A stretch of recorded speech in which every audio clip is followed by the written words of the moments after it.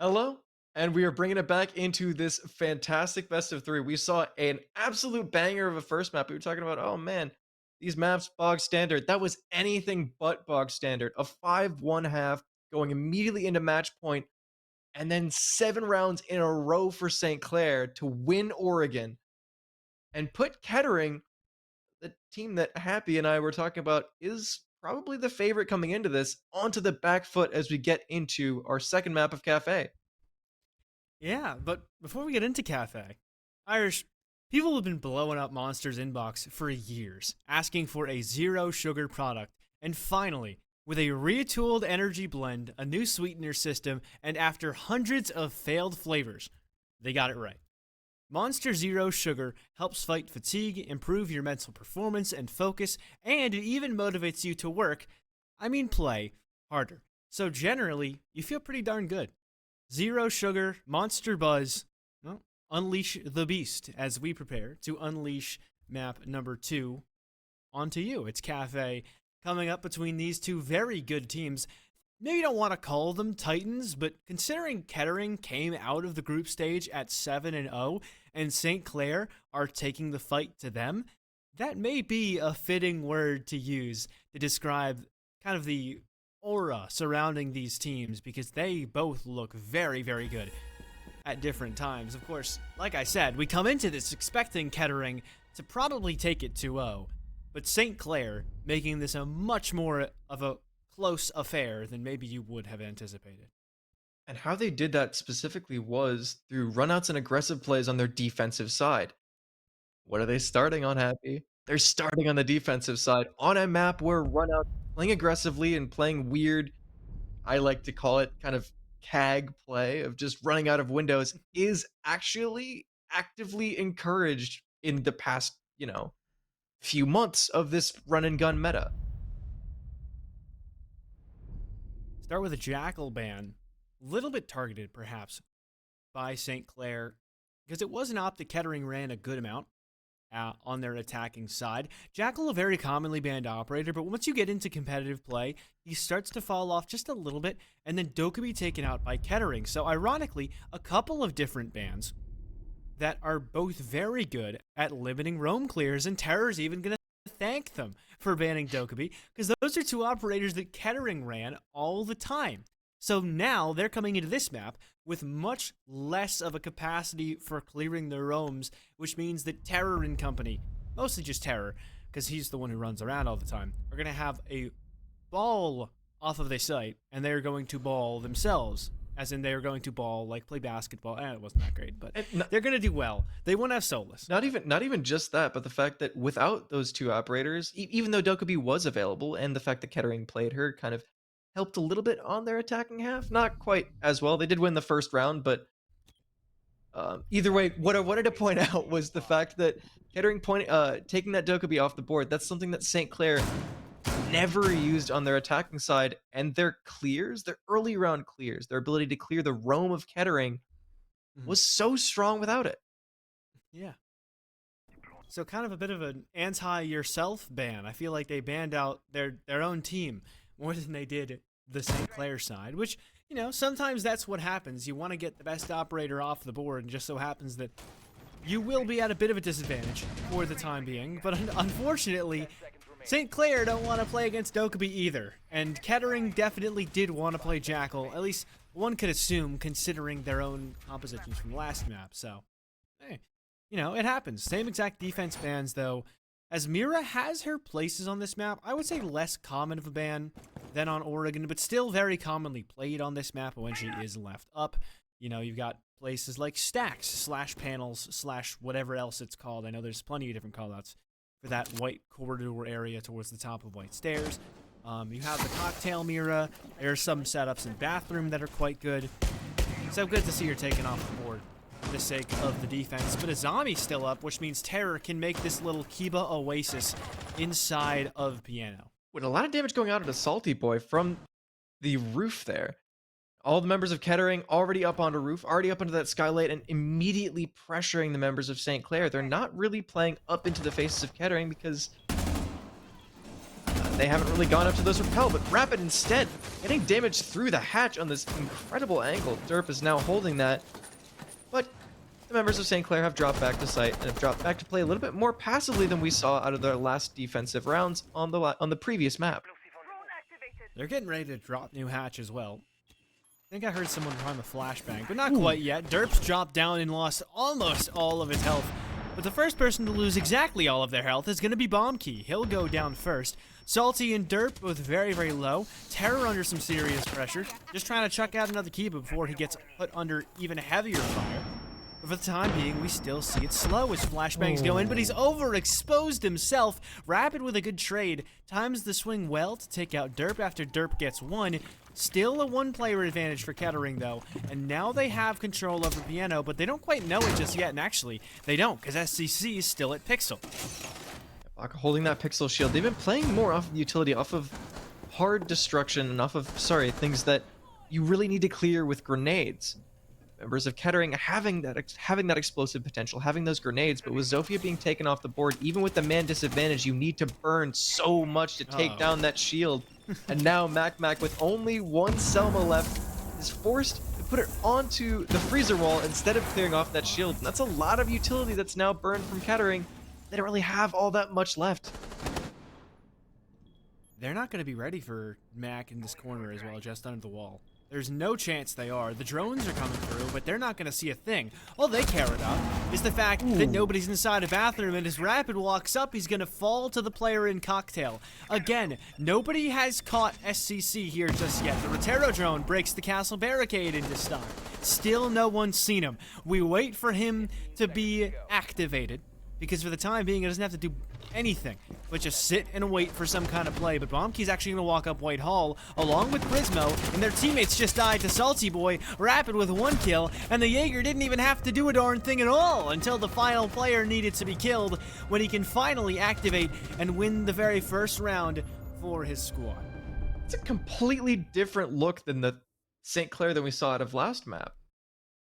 They still played very well, but they lost the entry pick. They lost Terror, who we saw completely tear up Oregon on the last map that we saw. But even still, then instead of playing good in the early round and instead of playing good in the late round, it all came down to mid-round picks from Rapid. He played very well last map, but he was not the win condition like Terror was. It was a fantastic round for them, but both teams looking so incredibly different going into the second map after only a few minutes of a break in between them.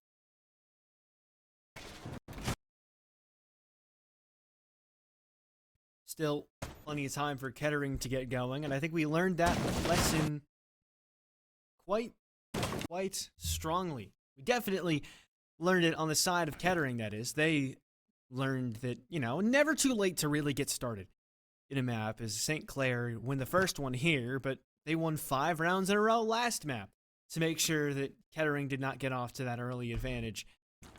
This map, though, they get to start on the defensive side, which is something you pointed out earlier, and they're clearly already playing well.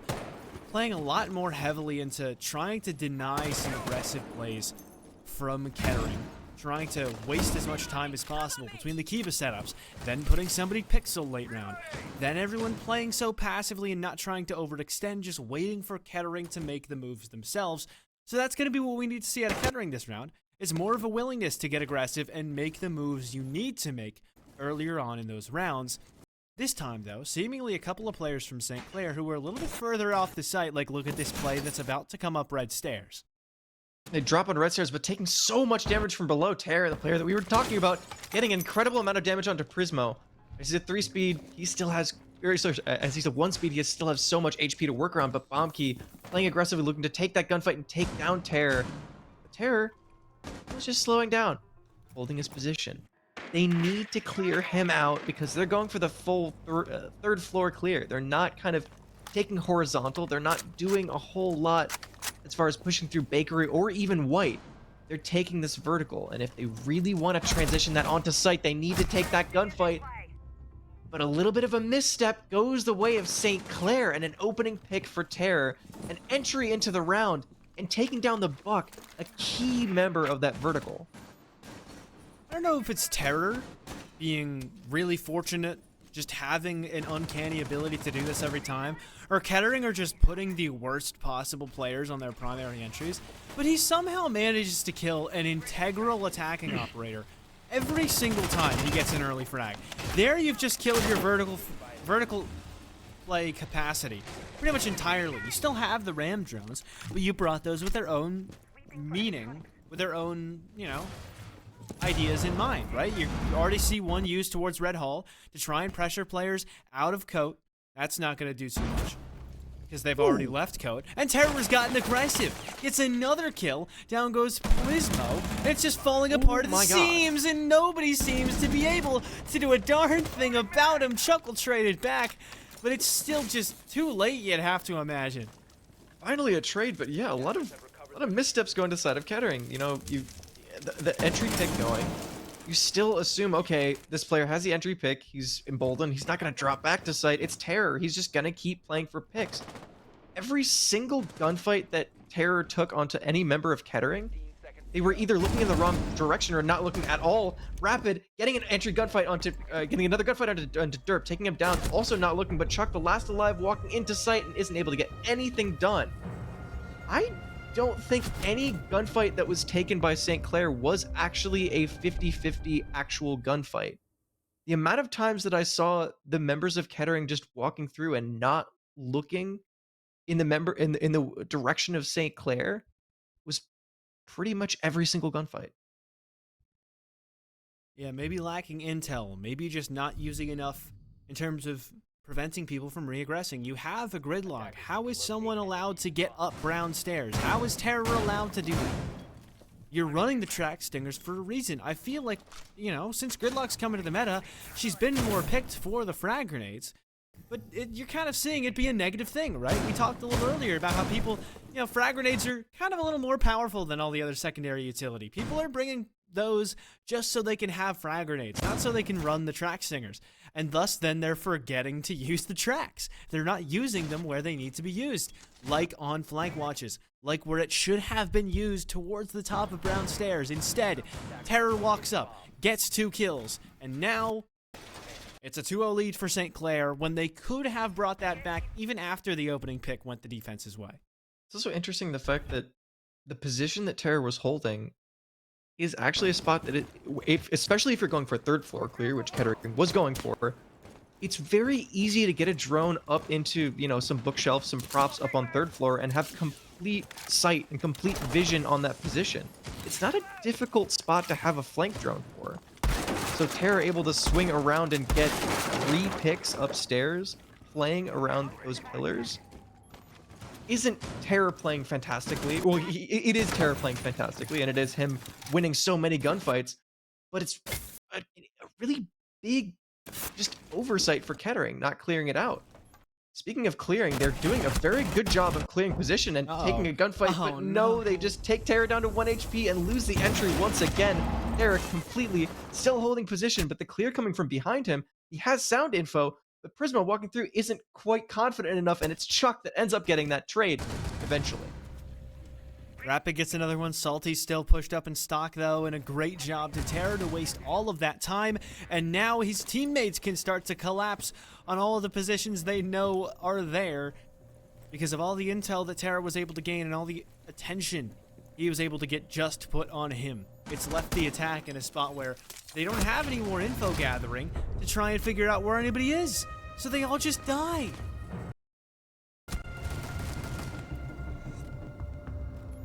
We were talking about it earlier in the operator ban phase for the attack. Timeout requested by Kettering. That's something that we really need to see. Things are falling apart for them. Things are getting a little bit too hairy for them in those clears. That's one of the things that, again, we were talking about earlier on. We were talking about very early onto the game with the operator bans. Both operators that were banned out for the attacking side are those roam clearing operators that Kettering were using to the most of their effectiveness. Their info is crippled. Yeah, that's exactly right. We've seen 3 attacks thus far, and every single time it feels like Kettering would have benefited from just having even a little bit more of a notion as to where they need to look. And every single time, that hasn't been the case.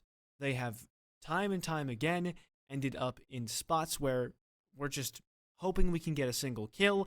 Terror isn't quite getting droned out enough. We don't quite know where to expect the Legion.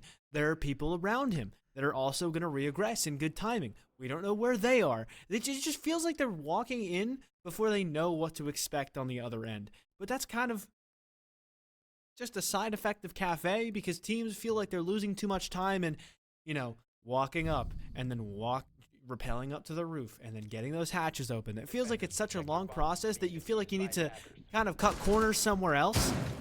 And Kettering are just cutting corners very early in the round, and they're consistently losing these opening gunfights, particularly to Legion and also Rapid, who's also 7-0. I don't know how I missed that one, but it just a lot of early fights for St. Clair that Kettering don't know to be ready for. One of the things that I kind of talked about last map is, maybe give this losing attacking side the benefit of the doubt. They are doing things quite well, and that was roles reversed. That was St. Clair's attack. But looking towards the side of this Kettering attack, there have been a lot of mistakes. There hasn't really been a ton that I've looked to and said, wow, okay, they're losing rounds, but they're doing this really well. No, the rounds look a little sloppy. It doesn't look like they have a ton of info. And the operators that they've swapped onto is a Yana and an Ashe. The Ashe not doing as much as far as info, but the Yana is a very, very, very good adaptation for that exact mistake that we were talking about. I don't know how that. Sometimes kids just have a mind of their own. That was very weird. Inside of the the little how does it piano do nook. that? Yeah, I don't even. Okay, well, regardless, eventually he just says, you know what? Yeah, might as well just break it. Not going to get anything out of that. And still, a lot of time left for the attackers to work with, but they're running into the same exact scenario as they ran into last time that ended so poorly for them. Prisma's just thrown a drone in to do absolutely nothing but get mute jammed immediately. There's a mute sitting inside of the closet in the cigar shop. Terror's got the cross. There is no way they're going to be able to deal with this unless they start burning these Kibas. But they've just burned a completely useless Kiba that didn't actually keep anybody hidden from Bomb Key and company. So now Kettering are using the util, but they're not gaining any control out of it. Corey finally exposes himself, though. A perfect kill from Matt Mac, and I eat my words in real time as Kettering finally start a round off with a good advantage. Ooh. And Terror might just be next on the chopping block, but he barely keeps himself alive. Instead of clearing utility, instead of slow clearing through the slog of Azami Kiba barriers, they got aggressive. They got the entry pick when it came to just looking down towards Skylight. And now look at the amount of space that they have. They have cigar control. They have full piano control. But a trade coming out of Terror, Chuck hitting the ground. That's a lot of explosive utility that's now traded out for the side of St. Clair. And another pick going to Baka. Things swing completely back as Baka gets another pick from Freezer. A fantastic double kill for him that now brings things all the way back into St. Clair, and I as well eat my words. How on earth? They're just the hot hands at this point. They're just that. It makes our job easy when a team is just put in this many bad situations, and Baka gets 3 kills out of that spot. That is a place where either A, you get the first kill, B, you trade it out, or C, you're just not playing well enough to beat that guy in a gunfight today. And unfortunately for Kettering, it was C, as St. Clair have, with that, won 11 rounds in a row, counting the 7 consecutive they rung off, they won, towards the end of Oregon, make it 4 straight to start Cafe. Even if Kettering can pull this back to a 2-4 half, we're going to need that to be a convincing 2-round wins from KU for them to shut down the unstoppable force that is this St. Clair team, especially on defense. And Kettering themselves, I said it, they don't look like they're fragging to the right extent.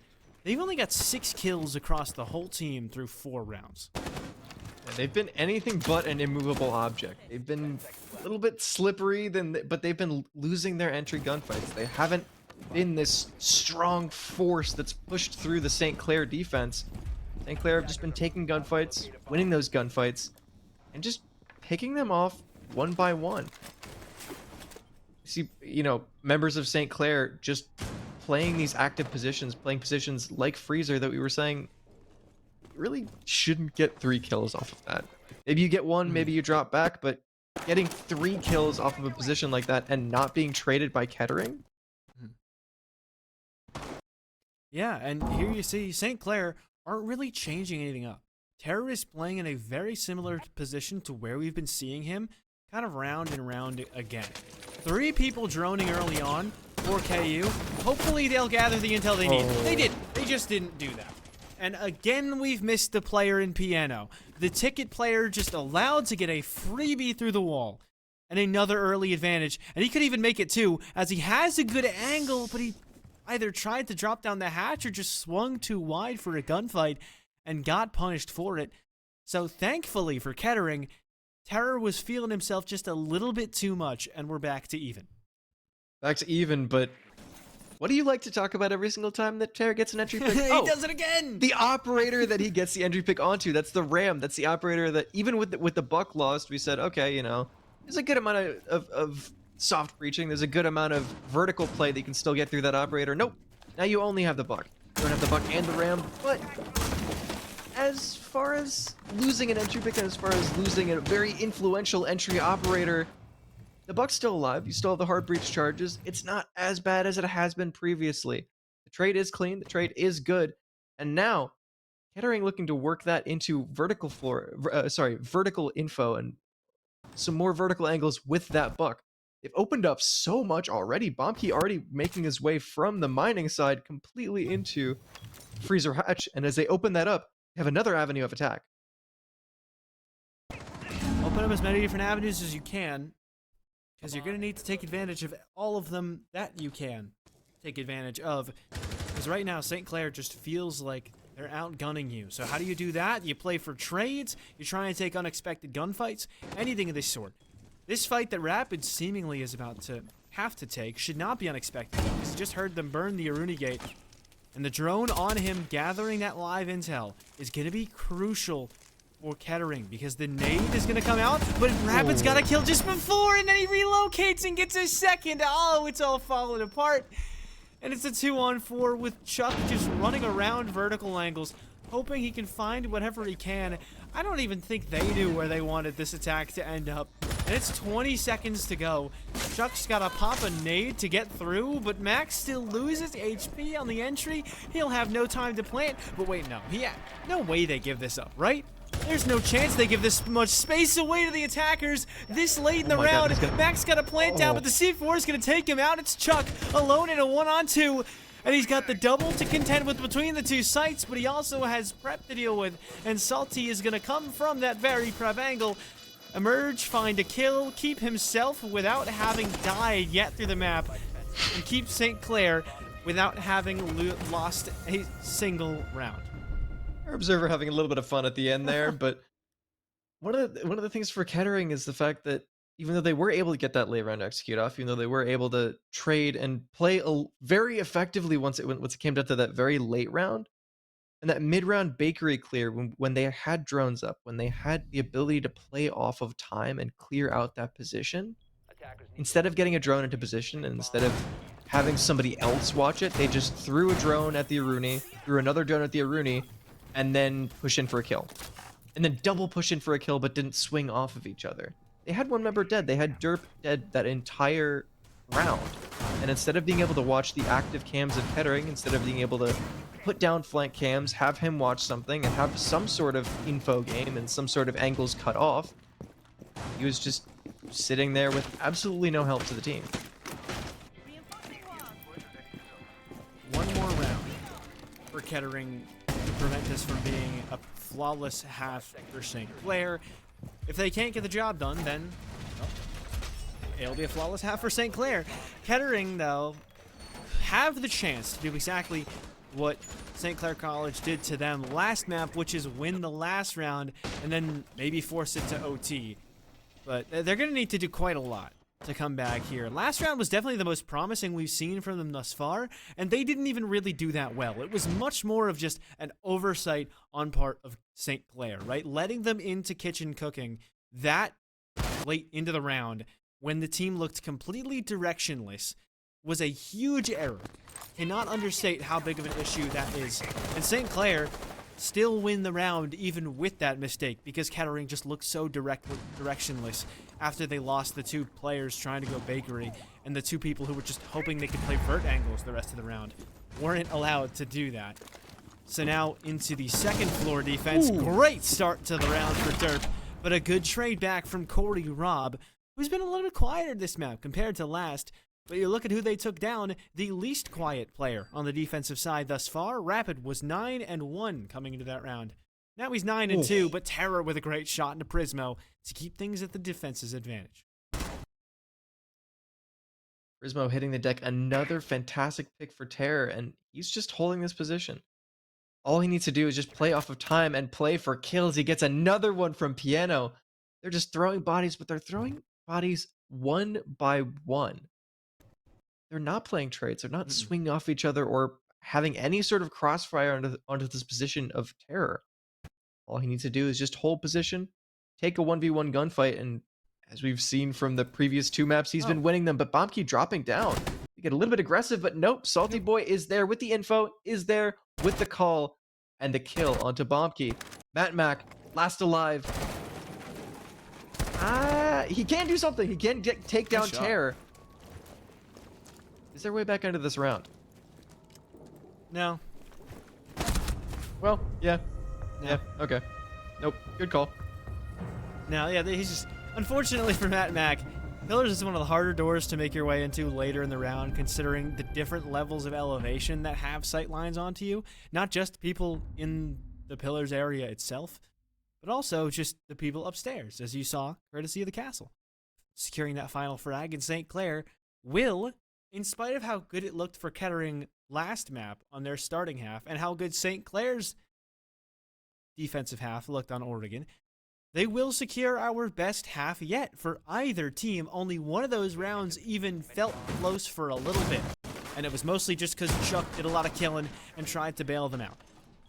St. Clair, now on their attacking side, they only need 1 round, and they're through to the next round. After they were down 5-0 and then 6-1 against a team that went 7-0 in the group stage. Scenes.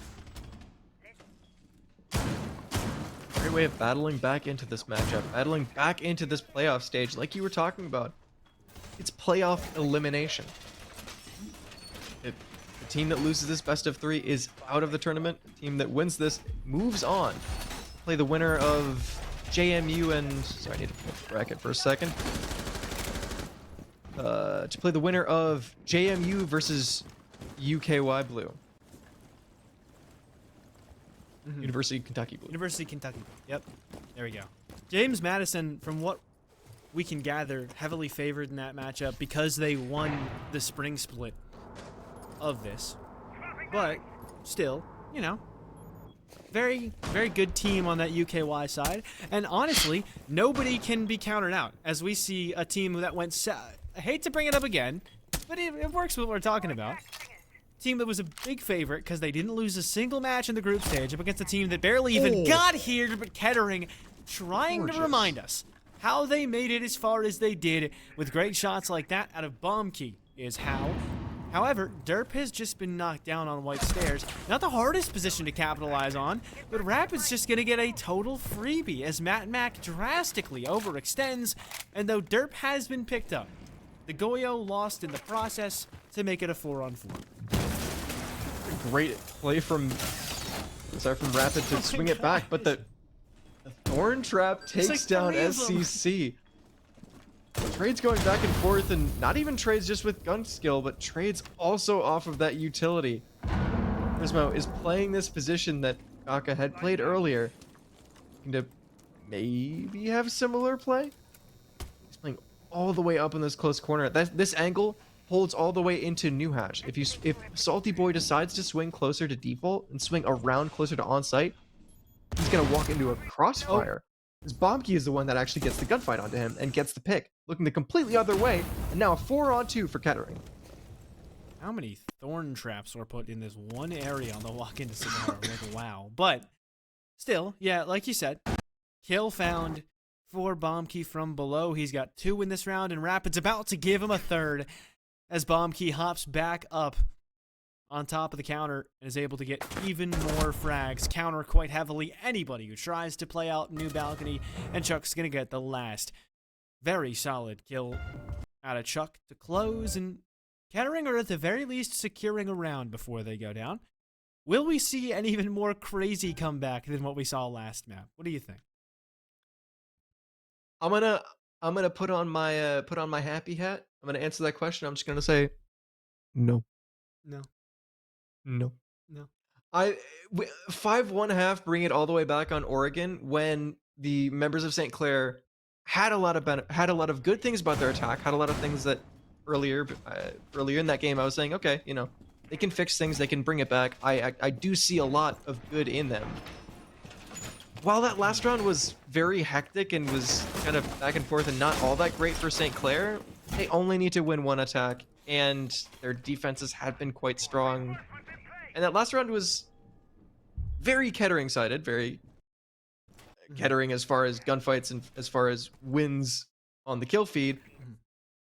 But it was a little hectic. If St. Clair play a little bit more closer towards each other and play off of a blitz that now Rapid is bringing, things might swing back towards their favor. They very well could. We saw the blitz brought a couple times the last That's a map. cool spot. That is actually a really cool spot. Yeah, like the lighting of the valve camera kind of makes it so that it just looks like it's a light bulb. I like that. We might have to steal that, Patrick. We might have to use that. I'll definitely steal that for Staff Hub. Anyways, round number 8 on the board. Yet another round where Kettering, it's do or die for them. Not just in terms of losing this game, but their entire season could end if this blitz rush goes well, and Rapid hops into Red Bakery and is hoping for it to go quite well. Chuck's been caught from main bake door though. And now, with the entire site opened up to them, it looks rough, but Prismo's got to trade back onto Terror, so things aren't quite that bad just yet for KU. These don't look all that bad as far as man advantage, but members of St. Clair have now, the members of Kettering have now dropped all the way back towards site. The only one that's still above is Prismo. Has a strong angle, but that's a very predictable angle. Most of these members now need to look and get aggressive and play for those kills. Shooting drones, Mac playing off of this bomb, playing off of that position. He needs to get a pick, but blitz rush that we might have been able to see from earlier on in the round, off of that entry pick and off of that trade, has now slowed down so much. They have all these angles already open to them from the defense. All they need to do is just play for picks, but Kettering are the ones that are actually getting the picks. Bombkey with one gets man advantage, and St. Clair on the back foot. This is a big issue because they've completely stalled out in the bakery, but finally Rapid's going to regress. I was about to say, you either need to smoke off things and then just try and run in as fast as possible, or start to go back for the vert. And they seem to have chosen the first option. However, they're not doing it fast enough. Bombkey still has a C4 next door. He could very easily turn this round around the wrong way, but Rapid has completely ruined it by killing his teammate. They've got the angle onto the planter. They've got the angle on his salty. They've got a second round for themselves on the side of KU. I think he shot the C4 and also his teammate, because the C4 did not go off at his feet, but as he was tracing the C4, he took down the thermite who was planting bomb. That is incredibly unfortunate for St. Clair. And a very odd, scrappy round as we saw them take site, them push through. They got the entry pick. They did what they needed to do. With all those vertical angles and going for that horizontal site, the one thing that you really need to think about is those vertical angles, and they stalled out when it came to that. Like you were saying, in that mid round, they had as much as they needed to really get that plant down, except for control of those vertical angles. Yeah, and that's kind of the big issue there, right? That's why that site in particular is so hard to direct take properly if you don't go immediately. Because the defense, should they be playing their cards correctly and have the right amount of destruction upstairs, can easily make your life a lot harder than it has to be if you try and get a bomb plant down, and if you do anything other than get total control of the site. Even if you do that, there's still a good chance they'll be able to see wherever you want to plant. That's why it's such a big deal that you need to either fully commit to the rush or don't rush at all.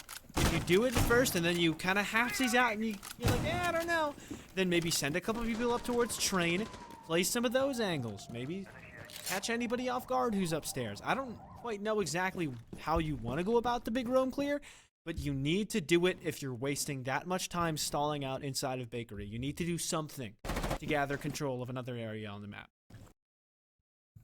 30 seconds in, on a map like this, on a map like Cafe, you might say, oh, 30 seconds, nothing has happened. That's pretty standard for this map.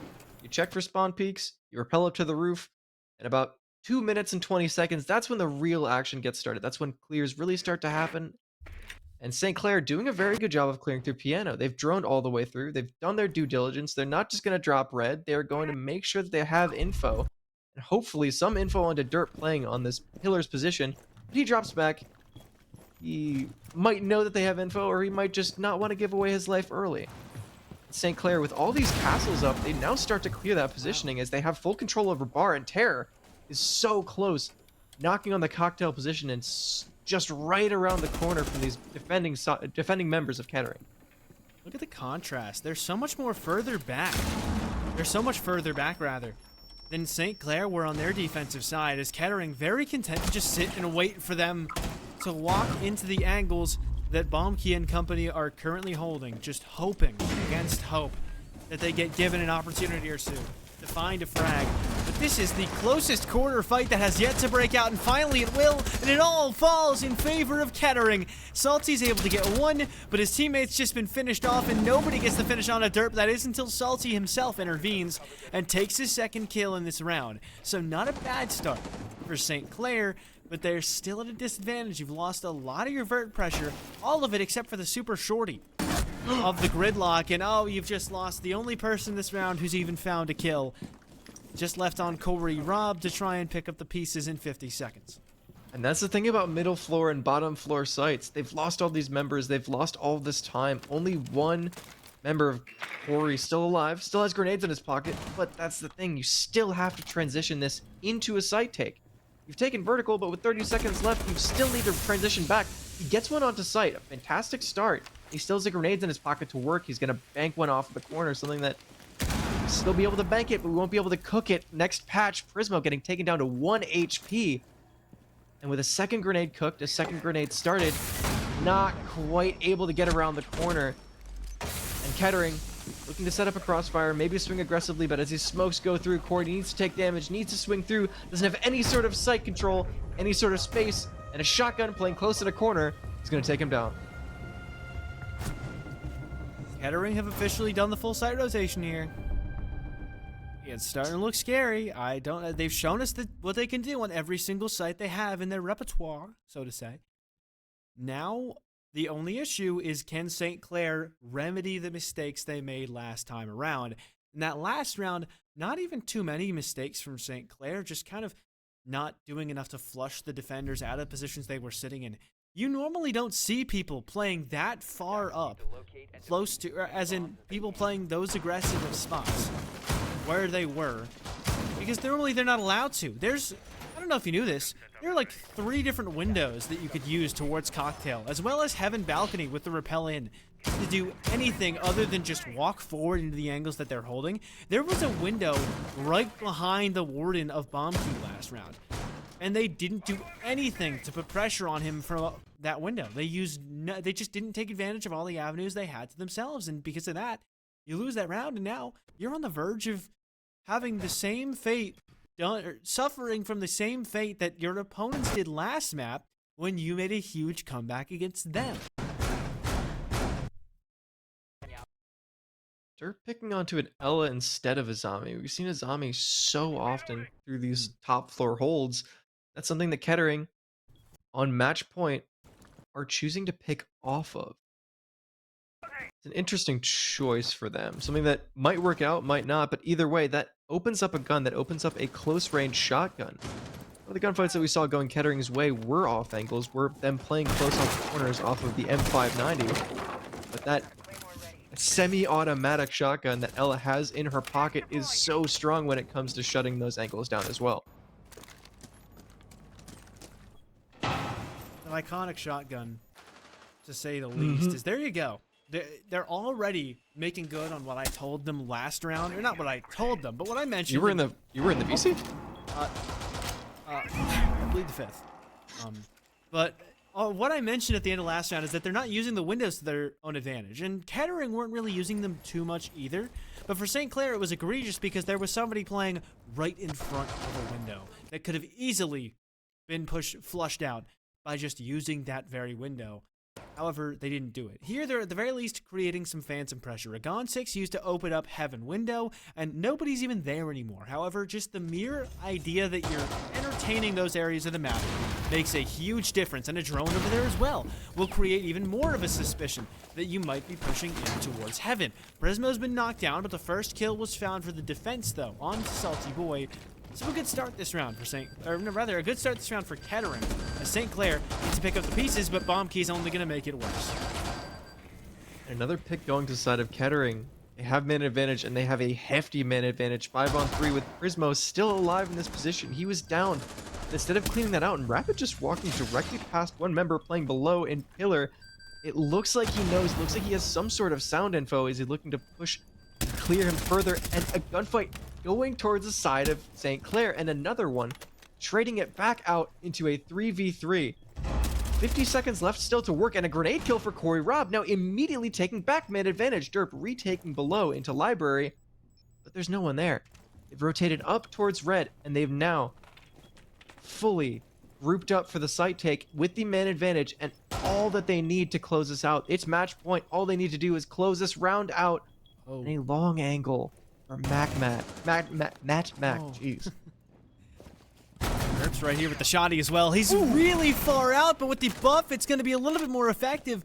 Bach has been knocked, courtesy of the FO12, but he can still get picked back up. However, that's precious time that they're wasting on getting the ace back off the ground, and he's just knocked down two, but Rapid, the last alive, is gonna be the difference maker, as he knows everything he needs to know and capitalizes off of that intel. And for the first time all map, an attacking team has won a round, and because of that, St. Clair have sent themselves to the next round of the playoffs, and in quite solid fashion to boot.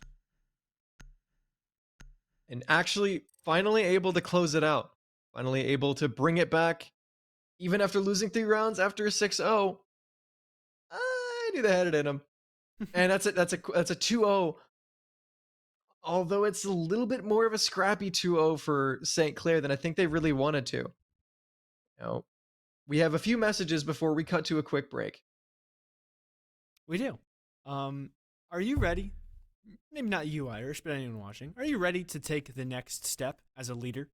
Army ROTC offers leadership training to prepare future officers in many fields, including cyber, engineering, and many more. So, consider it if you're interested. Thank you so much, Army ROTC, for sponsoring us and helping bring this NACE broadcast to life. Not to mention, thank you so much to all of our other sponsors, including CDW Alienware, Pizza Hut, Extra Life, Monster Energy, Dunkin', Mavix, Odyssey Mushroom Elixir, LA Comic Con, and of course, the U.S. Army, ROTC. Thank you so much, everybody, for helping this broadcast come to life. It's been a wonderful night, but we're only halfway through. As that first BO3 out of the way, we'll be back right after this short break with yet another quarterfinals match, or round of 16 match, to see who moves on to face off against their next up opponent yet and officially join St. Clair in the top 8.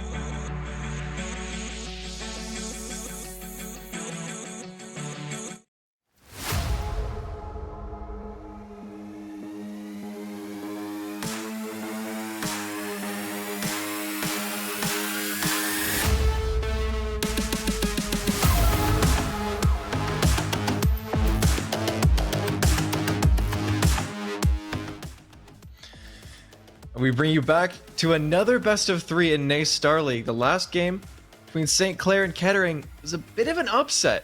Saw a flurry of rounds going for Kettering, the top-seeded team coming into the matchup, and then immediately fought back 7 rounds in a row to win the game for St. Clair. This is another David and Goliath story. The Kennesaw State Black as number 6 seed and Lebanon Valley coming in as number 11. We might see another upset. We might see Lebanon Valley fight back and win, like we saw St. Clair win in a tough best of 3 that ended up only going to 2 maps, but it was close. Oh, absolutely. And all the more reason to believe this one will be even closer. Just one loss or win of difference between these two. As Kennesaw State came out of the group stage 6-1, it was a 5-2 record that got Lebanon Valley here. Unfortunately, does mean they are a little bit lower seeded. However, still a lot of promise on both of these sides. So this one could be even closer. Dare I say, we may even see a map number 3, which of course wasn't necessary last game because catching fire at the perfect time were that St. Clair's roster, and they were able to make the upset over, again, 7-0 squad on the other end, and Kettering, unfortunately, their very first loss at just about the worst possible time. But you know what? It happens. Both of these teams know what it's like to lose, as I had mentioned before. They've lost at least one game coming into this. However, neither of them looking to lose, but primed and ready for a rather competitive BO3 as we go the full best of 3 in this one. And we might even see the full maps in this one as well, because like I said, a lot closer, a lot more competitive, and perhaps even more of a possibility that we need more rounds. Because last game, if there's one thing we could say about it, it's that it felt a little anticlimactic, right? Kind of St. Clair's just having their way with Kettering towards the end of that game with the streak they went on. But either way, let's look to see what players, what names you're going to be hearing for the rest of this best of 3 later on tonight. And for both of these teams, for Kennesaw State University, Sotiera, Bosnan, Mean Hayden, Spookido, Baby Exploder. Wow. And then it's Davies, Plexios, The Senate, Reliable, and Emporium. Lebanon Valley, the names don't quite live up to Mine Hayden or Baby Exploder on the side of Kennesaw State. But you know what? It is what it is. It's perfectly fine. But Baby Exploder is a great name. Yeah, that's a good one. It's a good one, I'm not going to lie. But yeah, plenty to look forward to in terms of fun names to say and fun games to watch. However, the maps that we're going to, still yet to be decided. And we do need to figure that out. I don't think did we have a graphic? We don't have a graphic for those today. We don't have a graphic. And they didn't tell us, so we are in the dark. But yeah, we can speculate. Given off of those last few maps, we can expect something a little bit more standard club, and border and halfway bank. through that sentence. Yeah. Some Yeah. standard maps. Border being the decider third map that we didn't quite have to go to that last time. Clubhouse, we didn't see that in the last best of 3, but something of a very, very standard map, something that we see incredibly often. So those 2 maps immediately springing to mind as being very standard, and then the deciding map being bank, that's been almost completely unchanged throughout the entire course of the game. They added they switched the locations of a couple of hatches, but other than that, and they made one spawn rotate from alley, and that's a big rotate. It's a good convenience. It makes a big difference. And making a big difference this season with NACE Star League is the Ubisoft partnership. So NACE Star League in partnership with Ubisoft, debuting a video series later this fall featuring select schools that are actively involved in the Rainbow Six community. Does your school have a strong competitive program or a vibrant Seige community? We want to hear from you. Apply now at playfly.com/rainbow-6. That's playfly.com/rainbow- or hyphen, whatever you feel, 6. So you like seeing competition? You like watching these leagues? Maybe you could be a part of it. Yeah, it sounds like an awesome video series. Great thing to get on board with. My school does unfortunately not have that much Siege participation in and of itself. We've had some teams here and there, but don't have one this season, unfortunately. But plenty of these teams I know could definitely make the application. So if you're in the organization for either of these teams, watching for a team that's playing, definitely make the application. 100% going to be worth your time. So yeah, we can actually finally start to genuinely speculate on the maps that we know are happening. The first of which we will get into is Clubhouse. And I mentioned it leading into the first best of 3 when we were talking about what maps we could see. We are oftentimes going to end up on these sort of more common default maps, such as Club. And so seeing it here, not a surprise to me. What do we expect going into it? I'm looking to see just standard Siege. A lot of the takes that we saw out of the last map, despite kind of people getting a little bit more aggressive towards the mid round, and that being something that was a lot more impactful, it was the standard team of St. Clair that were winning their entry gunfights, that were bringing pretty default takes and bringing pretty default defenses that ended up winning the entire matchup pretty handily, despite the very back and forth first map. And so with that... Sorry, getting into the operator ban phase. This is what's really going to give us an insight into what both of these teams like to play and what both of these teams cannot play against. Yeah, you're good. As soon as I started talking, I actually had to burp, so you're totally fine. that worked out really well. But anyways, you're welcome. Yeah, there you go. Saving me, saving the quality of the stream. But Lebanon Valley bans Nook first, and you were talking about tells us a lot about what they don't like dealing with. Lebanon Valley clearly. Maybe the kind of team who will leave some gaps open, and so they don't want to give the other squad the opportunity to exploit those gaps without themselves or anyone who's died having the opportunity to gather intel on that player who's trying to spot gaps and lurk maybe towards blue, maybe towards dirt. Plenty of different lurkable angles on this map, and then Dokubi Azami taken off in the middle by Kennesaw. And finally, Lebanon Valley will remove the Fenrir. So a very stock standard ban phase, although the Nook a little bit less common than maybe a few of the others.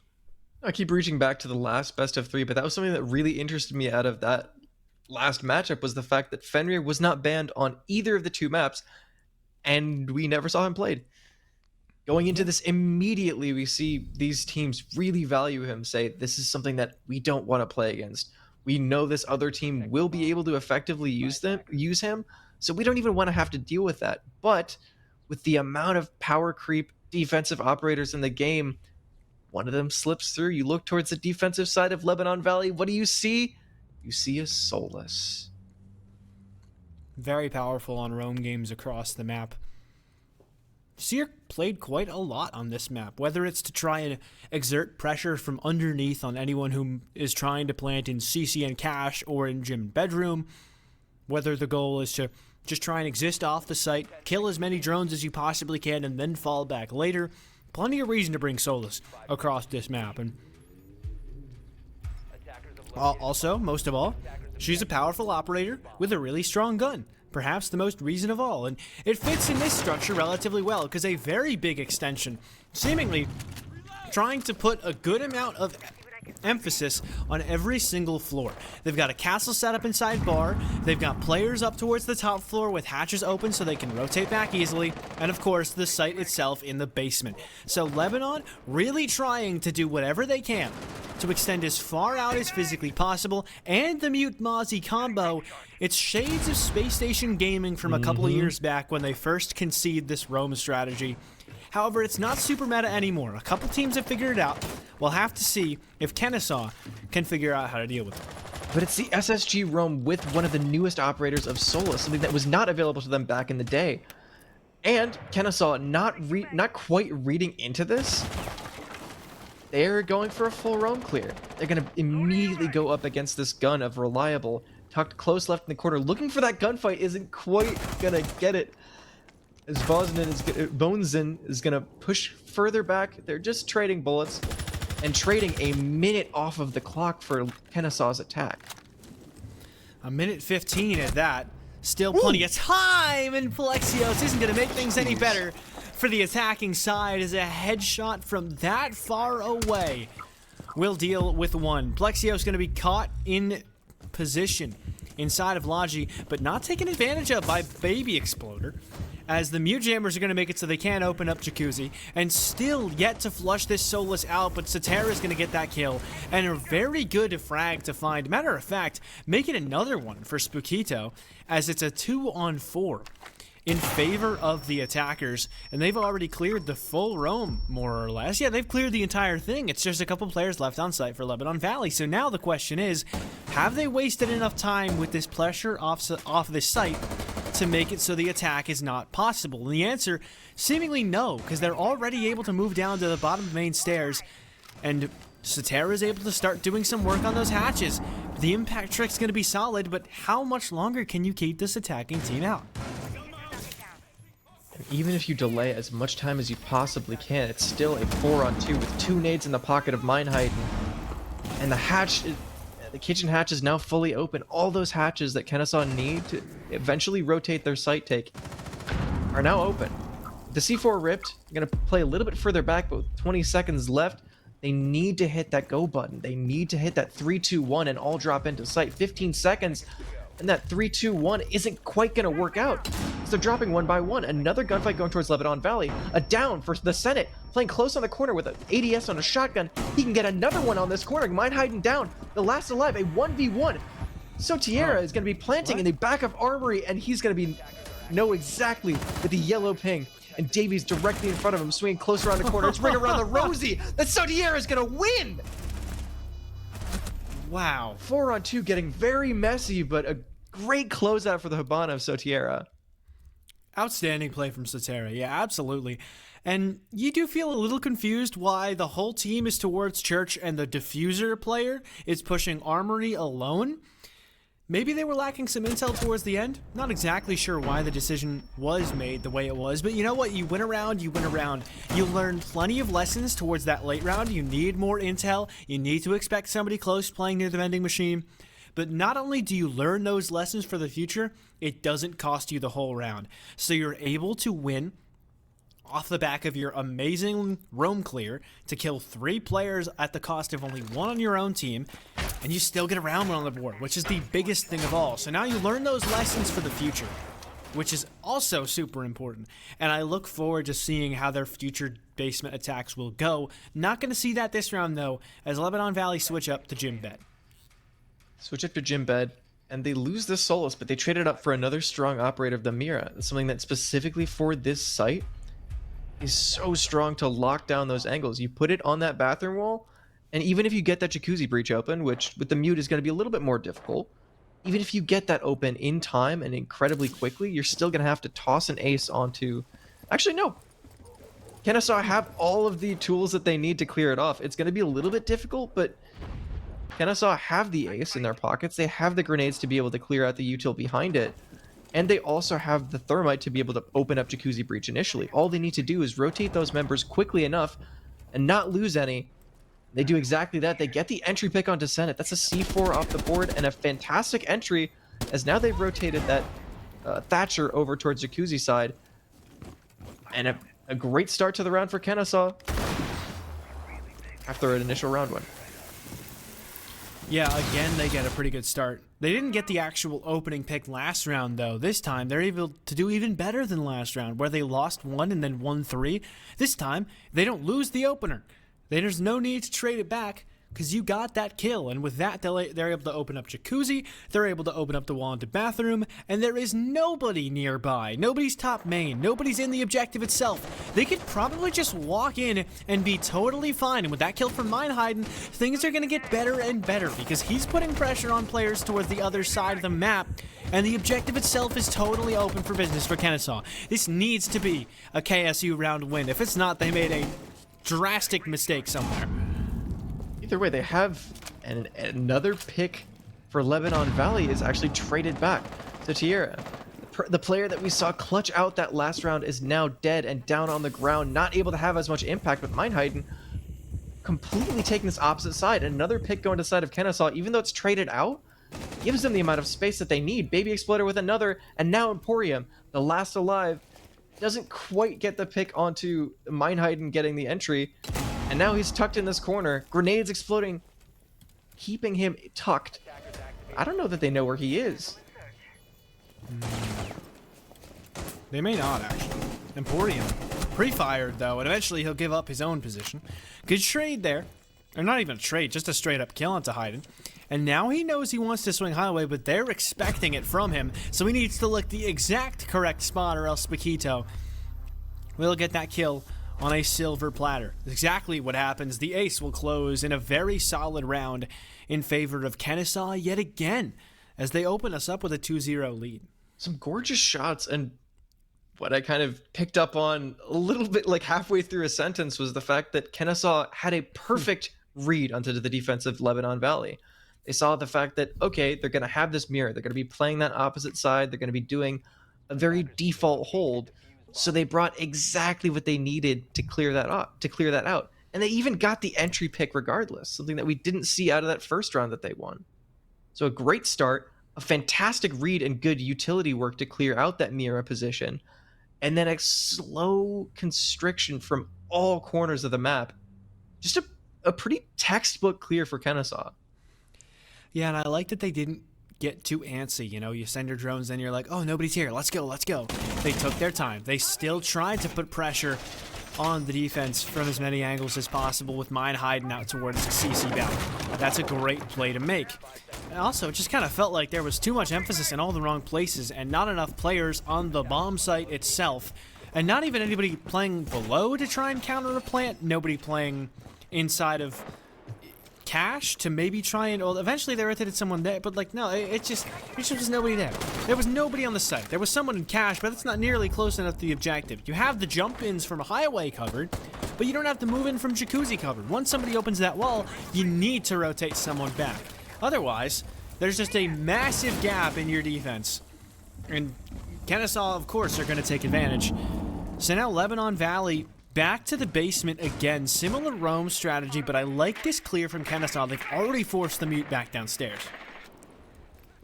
Have they forced him back, or have Lebanon Valley just played a little bit more passively than before? I think this is a strategic choice from Lebanon Valley to play one gun upstairs and play a little bit more aggressively, but really try not to give away those entry picks. We saw out of them was a really good start to the round on this previous time that they defended this site.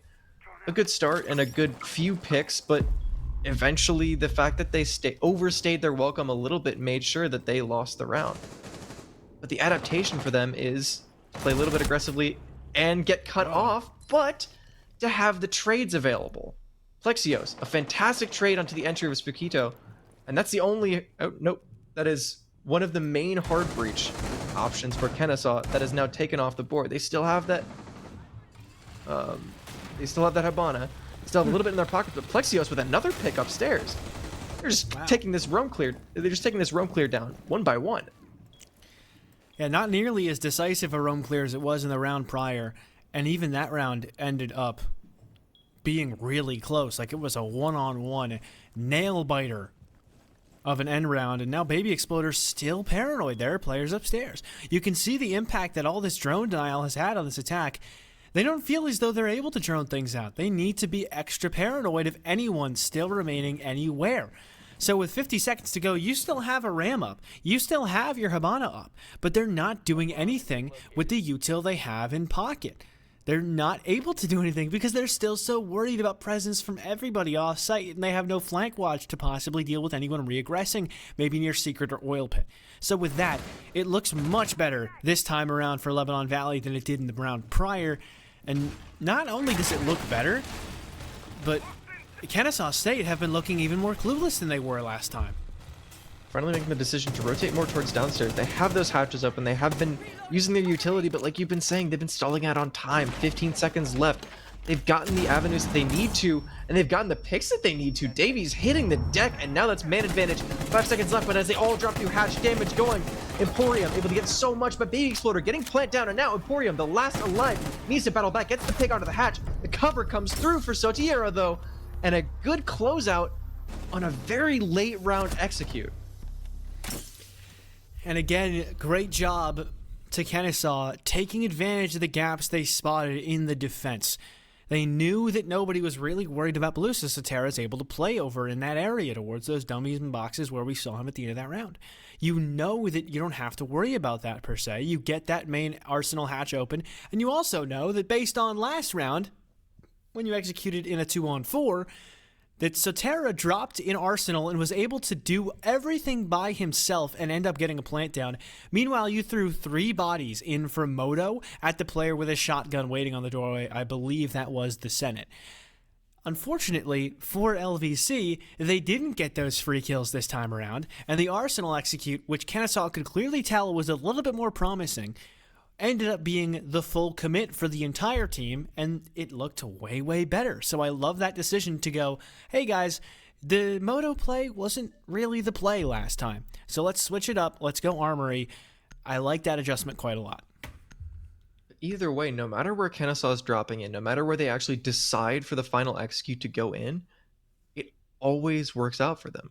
Even when the early round is messy, like we saw out of the first time that they attacked that site, even when the mid round is a little messy, like we saw out of that round, when it comes down to that 3v3 actual execute, things always go their way. The roam clear, like we're seeing the replay now, these things got a little bit hairy for them up top, but once it came down to the actual site play, all the picks went their way. And Lebanon Valley is going back to the basement a 3rd time. Not even bothering to go with their 3rd objective, not bothering to go back up the gym bed. They talked things over in the timeout, and they're still confident this is their best objective. This is where they can do their best work.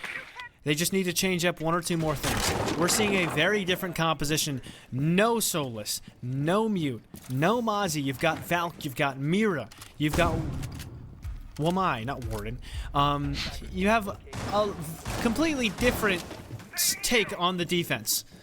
And I like the idea. Honestly, you're playing more anchor style, and maybe that's what you need right now, because the roam game hasn't been good, it hasn't been bad, it's kind of been there at its best, and it's been actively harming you at its worst. So I like that option to go for something very different. That, like you were saying, a fantastic adaptation. The fact that the roam clear, sometimes it works, sometimes it doesn't. The mid-round picks, you know, they go your way, they don't. That's not the win condition. The win condition for Kennesaw is those late round executes. So having that Legion play closer to site, having all of that utility, and having info on Emporium from those Valk cams, it's going to be so great for you once that mid round of, if it's a 5v5 going into that execute, that's not really going to happen all that often. Most of the time you're going to have someone dead, you're going to have someone able to watch those cams, and they're putting them on these close site positions. You have one in blue, you have one of those late round execute positions that Kennesaw are going to be swinging through with about 20 seconds left. If you have a yellow ping, you're going to win that gunfight. And that's what Lebanon Valley haven't quite been doing for these first 3 rounds, something that they really, really look to change. Good progress still made by Kennesaw State, though, as they're already working on some of the hatches. They have Cade charges to contend with. Impact EMPs may not be enough to really deal with them, especially considering the first of the only 2 you have has completely missed. The impact trick's going to do the trick, and they might even be able to... Oh, wait, no, the impact trick missed! It never hit. It does a ton of damage to Baby Exploder, but it doesn't get the Kairos off. I was about to say that if you pair that impact trick with maybe a new Electro Claw going back up on that hatch, or the old one coming back, it could open. But it totally falls on its face, and it's still good progress for the attack. Even though they weren't quite able to get that hatch open, weren't quite able to keep that hatch closed. They got so much damage off onto Baby Exploder. You look to see how low he is right now. That's after a Finka stim. Mm-hmm. Either way, now they have all those hatches open. Now they have all that space. And what I was talking about, that 5-on-5 doesn't last for very long. So Tierra, the member that we were talking about in that late round, is now taken off the board. Now it's the rest of Kennesaw that need to fight back, that need to set up this execute. They're droning out. They're making sure that they know the positions of Lebanon Valley when they actually make that push. Flurry of kills going, and traded back for Lebanon Valley very, very well. Actually, no, sorry, traded back for Kennesaw. A 3-on-3 now favors them as they have control of site and looking to get plant down. Meinheiden gets 1 pick, gets a 2nd pick. Oh my. And that's the cover for the plant that's going down. They aren't quite able to get that damage back onto the planter. But Senate gets 1, but now they know exactly where he is, and all they need to do is hold this cross, hold the plant, and they swing out into the open, but get the gunfight and get the kill anyways. Huge round for Kennesaw State. And again, it just... You said the win condition was the execute. Their win condition every round has been their execute. They've been winning once they just choose to move into the site. It feels like there's not a single thing that Lebanon can do. Maybe you need a smoke or some C4s to try and stop that plant once it's going down. That's the best idea I can think of. And even then, you still brought a composition that has potential for a few different C4s. You have a Mira, you have a Valkyrie, you have a Cade. Senate never popped his C4. I just noticed that at the end of that round. Big misplay. You need to do what you can to stop that plant from getting down, because that's been their big win condition, is getting into these good post-plant scenarios. They've done that 2 times in a row now. And even one time all the way upstairs in Jim Bed, they got a post-plant. They've had a plant in every single round. That is uncanny. The current TDM meta says that should barely ever happen. So that having happened 4 rounds in a row now, Lebanon Valley needs to do something about these plants consistently going down. The current TDM meta, as well as what we've really been seeing out of the collegiate teams for tonight. Only 3 attacking rounds, one in the previous best of 3. Out of 2 maps, 3 attacking rounds. Going into this map, on a map that anyone who has looked over the stat sheet, has looked over any stat sheet for any league, can say, oh no, this is a very defensive-sided map. It's now 4-0 for the attacking side of Kennesaw. And clean rounds, clean executes once it came down to it.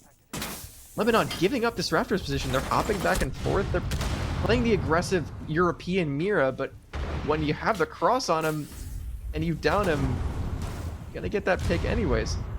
A good entry pick, a little bit of an odd entry pick as he drops the impact at his own feet. But now at 2 minutes, they have full Raptors control and have wall open.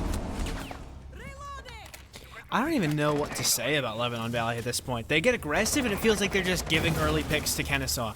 They play passive, and it feels like they're just delaying the inevitable. And eventually, Kennesaw will break their way through. Emporium's even expected down an oil pit. A plant's going down in 1 minute and 10 seconds. Finally, some kind of denial for it. So they seemed to listen to that part. But they didn't do anything up until this point in the round. So it doesn't seem likely they'll make a comeback, and now it's just left up to Senate alone to make the comeback. Hayden's got into a solid plant spot, and Senate knows he now needs to aggress, which Spookito will kill him as he does.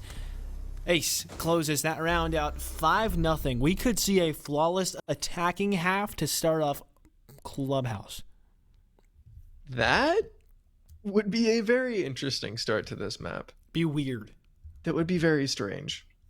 A little odd. That last round, a little bit of recap, going back through it. That was just clean. That wasn't a messy clear, a good roam from Lebanon Valley that then just ended out in a clean Kennesaw execute. That was just a clean round through and through. They got the pick onto Raptors. They just pushed the Monty through, and defending members of Lebanon Valley were then put completely in a hard place as they open up the mirror to get a little bit more aggressive towards Platt. Now you're stuck in a crossfire from the attack, and that's the entry pick. That's Raptors. And the closeout from, of Meinheiden, to just expect every single Lebanon Valley reswing.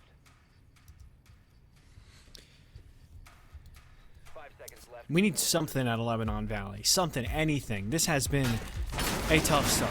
Not as bad as the start that we saw last map on the attacking side out of...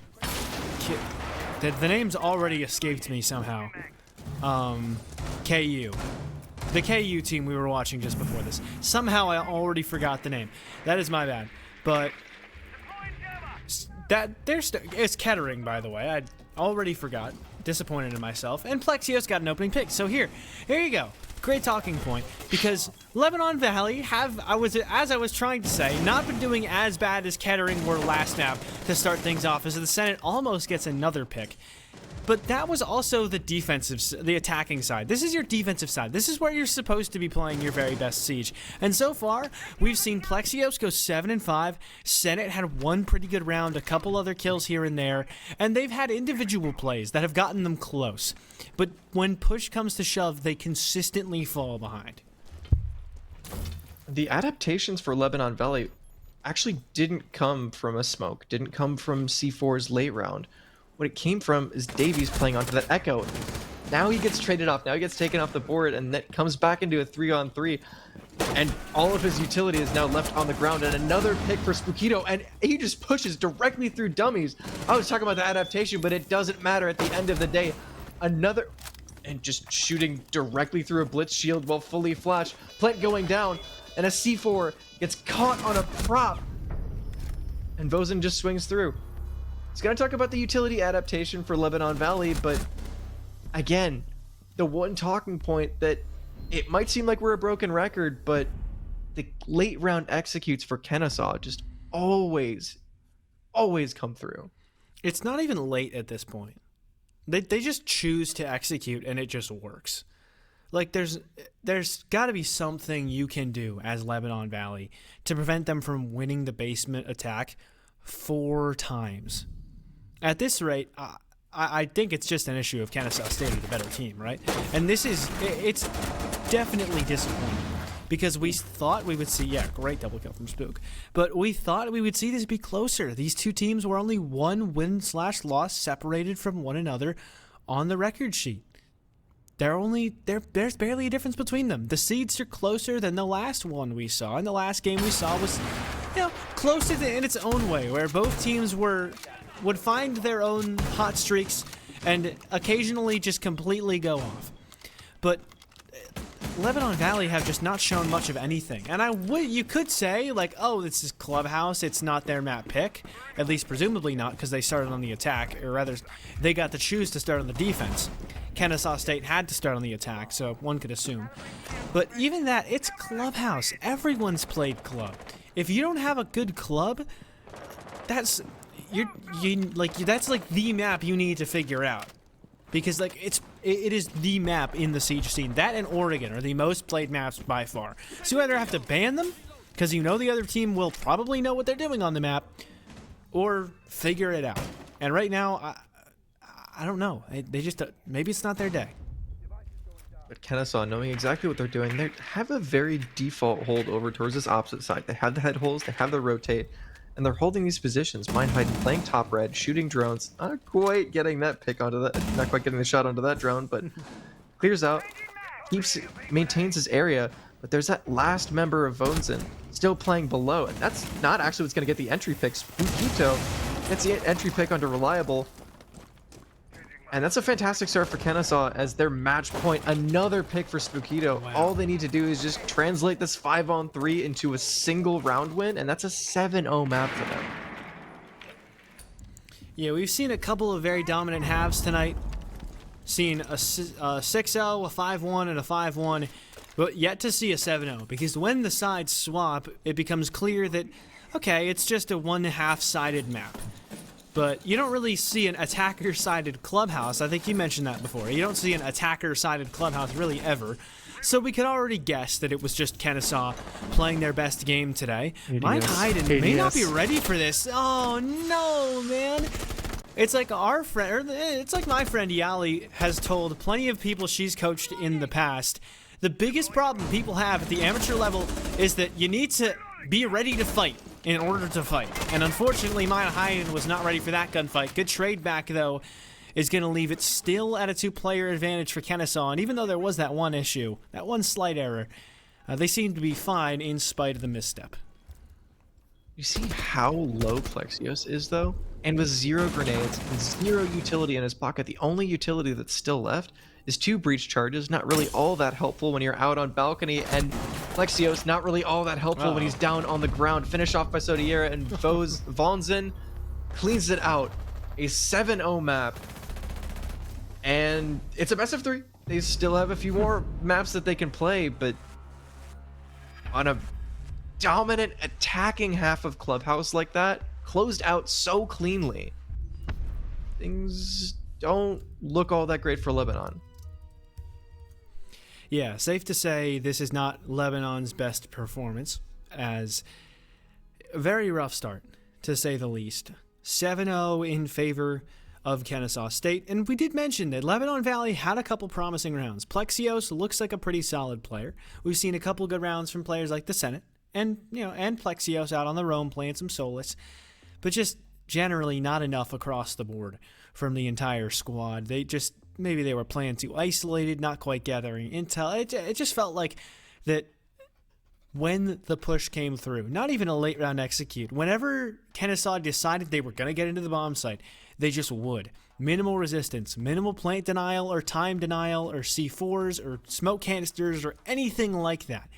There was not much that they encountered. They were trying to play into the info denial, but Kennesaw State played into their guns and said, we're perfectly happy to clear every single room we walk into with our gun because we know we can beat you time and time again. And then time and time again, what did they do?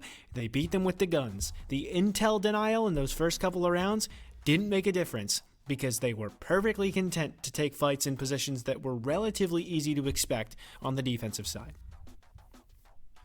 Either way, there's a lot to talk about, but we're going to cut ourselves off. We're not going to bore you all that much. We're not going to waste your time. We're going to cut to a quick break and get straight into a map 2 after this.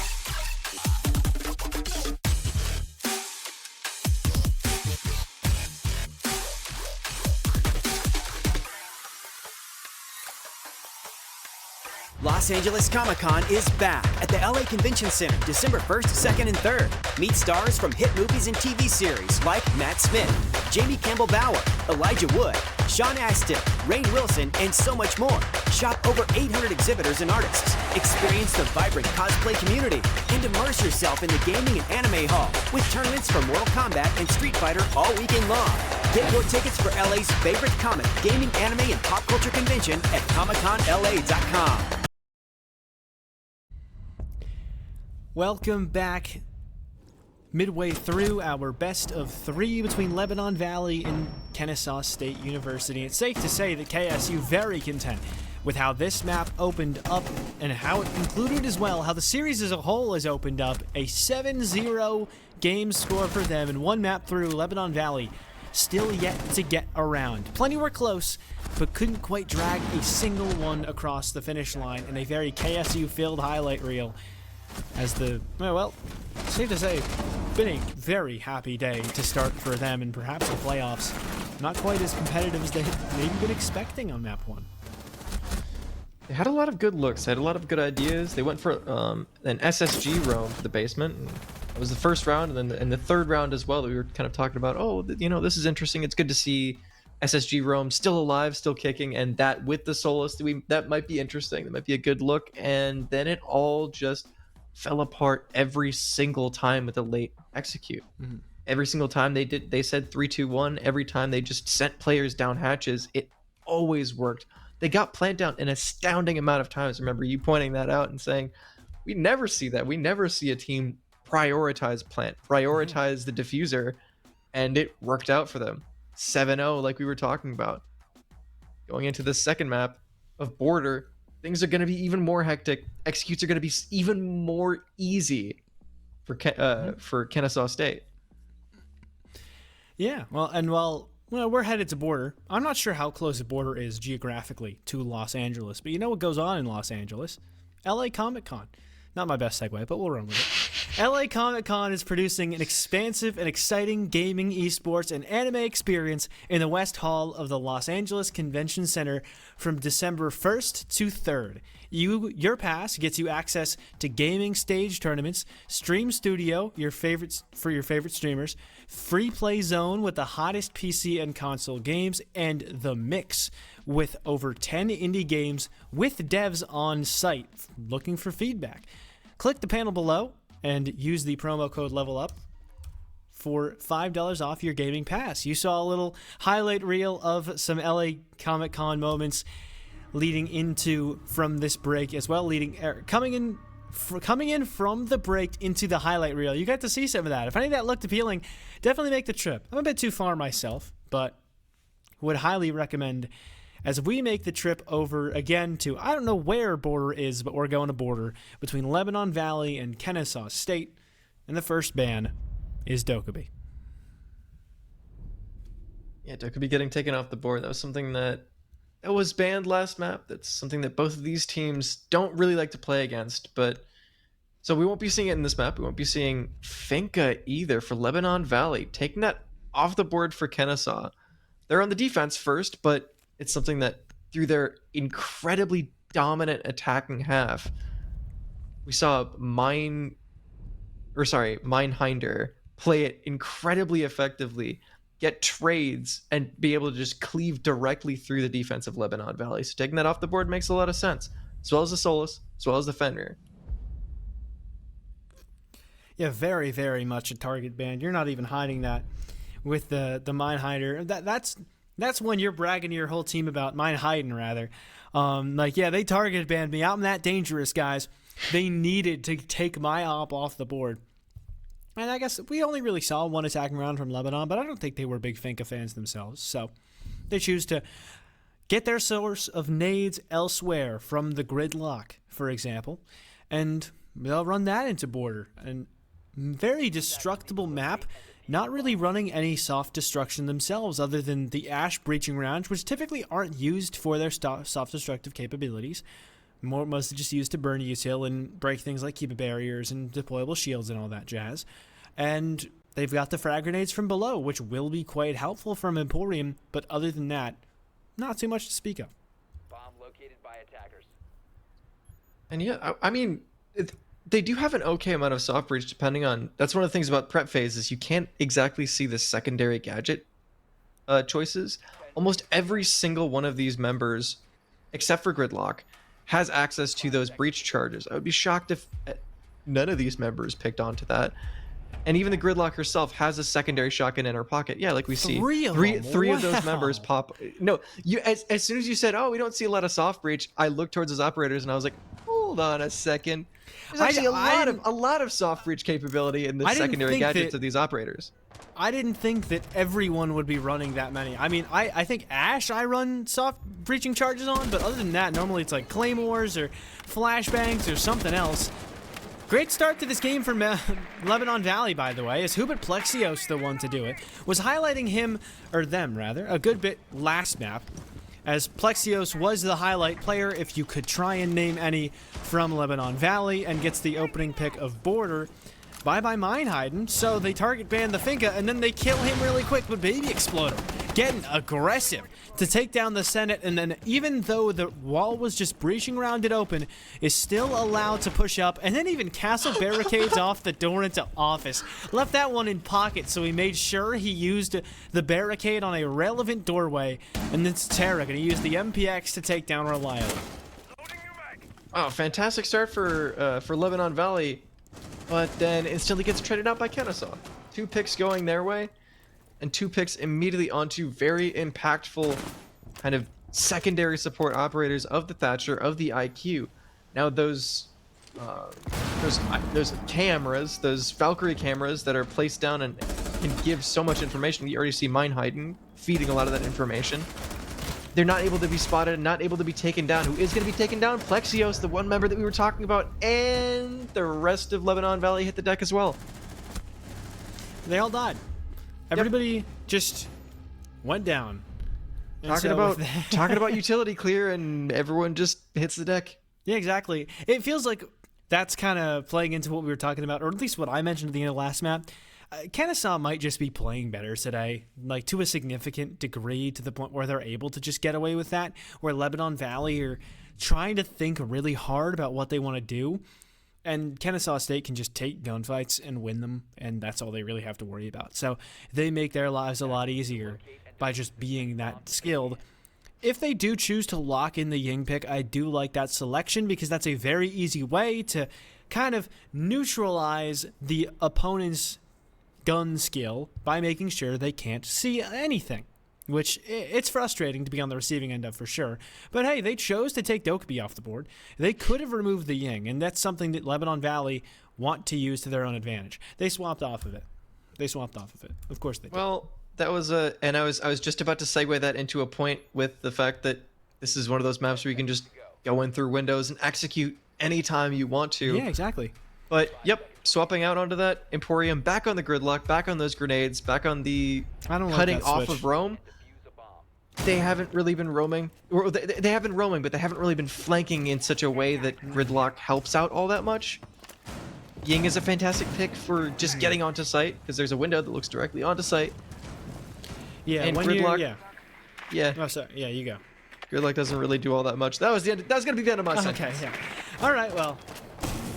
But yeah, I mean, I wouldn't normally say that Ying is a better pick, but when you've lost 8 rounds in a row and you've been running we haven't been running a lot of Gridlock because you haven't had a lot of time on the attack, but your biggest problem has been you're just, like, your setups aren't bad, you're just kind of dying, like maybe you're not taking the right fights, I don't know.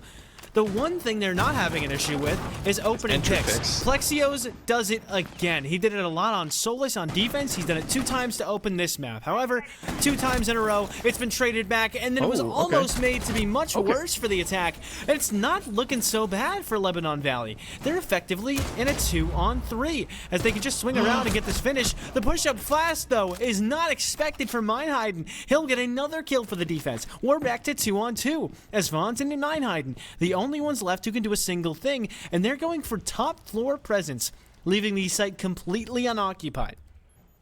It's 1 for 1 and 1 for 1 and 1 for 1, back and forth and back and forth. You'd expect that to be happening all over the map. Nope, it's not. Every single one of these gunfights has happened through the exact same spot, through those footholes on Triple Wall, through the members of Lebanon Valley trying to take gunfights and trying to clear out office side. Now they finally have a foothold. Davey's getting entry pick onto Bozeman, able to push through onto that further office position, but the last member of Meinheiden holding firm and Fountain. Do they know he's here? They have the gun trend on him. They're holding his position in, but with the info that's fed to him from these Valkyrie cameras, taking Reliable down to 50 HP. But Plant is going down on site. Lebanon Valley have full site control, and Meinheiden dropping through the hatch has it all to do in a 1v2 with Plant down. All Lebanon Valley need to do is hold those positions, but the yellow pings coming through gets Meinheiden the trade, gets it back opened up into an even on man count, and the info is so perfect. Yellow pings on every single one of those members of Lebanon. Just so much intel, right? They had an IQ alive at some point in that round. I don't think Reliable made it very far. No, Reliable was one of the last alive. Yeah, he was. Wow. That's tough. I mean, hey, that's just kind of the impact that Kennesaw State had in that last round. They kept swinging so much that he never felt like he had the confidence, the space, the time to open up the scanner, the electronic scanner, and try and look around for any cams or anything like that. But even still, like, it wasn't... They had drones. You could have droned them out. You could have tried to figure out where they were. I know they had a mute, but the mute's not going to hold every single angle. There are some places you can drone to figure out where they are or are not. And Lebanon Valley just weren't doing that. A lot happening really quick. Granted, that was also on part of Kennesaw being incredibly crazy and just swinging everything all the time. But Lebanon Valley just don't gather the intel, and it kind of shows because Kennesaw, they gave every single bit of intel they could to Meinheiden. And, well, he said just before his team didn't need him.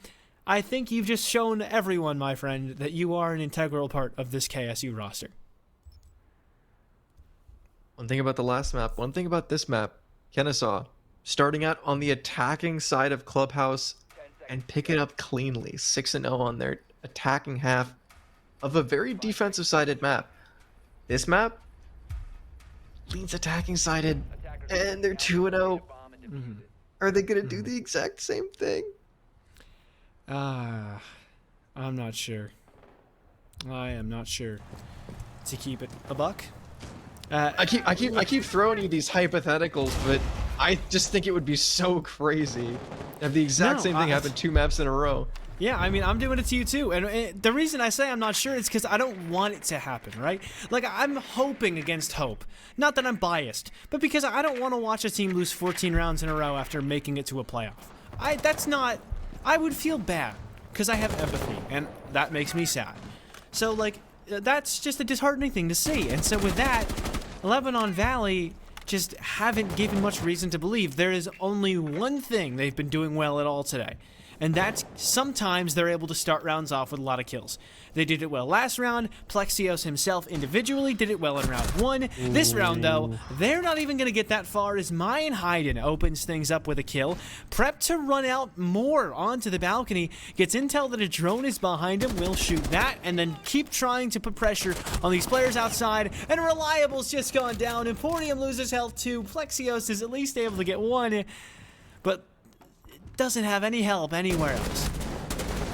Plexios trading doesn't actually get the trade out. He swings 3 times, but isn't quite able to find that gunfight. Senate trading out on a Spookito, but Emporium now gets hit down to 1 HP, even with an MPX, even with any sort of gun. That's gonna take both of these members down. Emporium hitting the deck. Senate last alive. 5.56 is a good gun. 2 times scope. You can do a lot with that, but when the members of Kennesaw are just hitting their shots like they are, things are not going to go your way. Border's a really small map.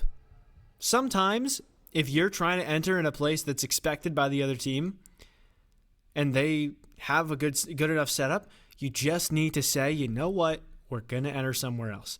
Last time, they tried to enter office, and it didn't work. Or, like, round 2. They tried to enter an office. They couldn't get any control. Round 3, we just watched. They tried to enter CCTV. They couldn't get any control. That was also, just for your information, a vent workshop defense. That was the opposite part of the map. And Kennesaw are just taking the fight to Lebanon. Lebanon are not doing anything to put up a fight. Because in the individual gunfights, they're just not winning. Like, they can't do anything. There's nothing they can do. It feels like it's just too far beyond their skill range. And, like, I'm suggesting, like, enter somewhere else.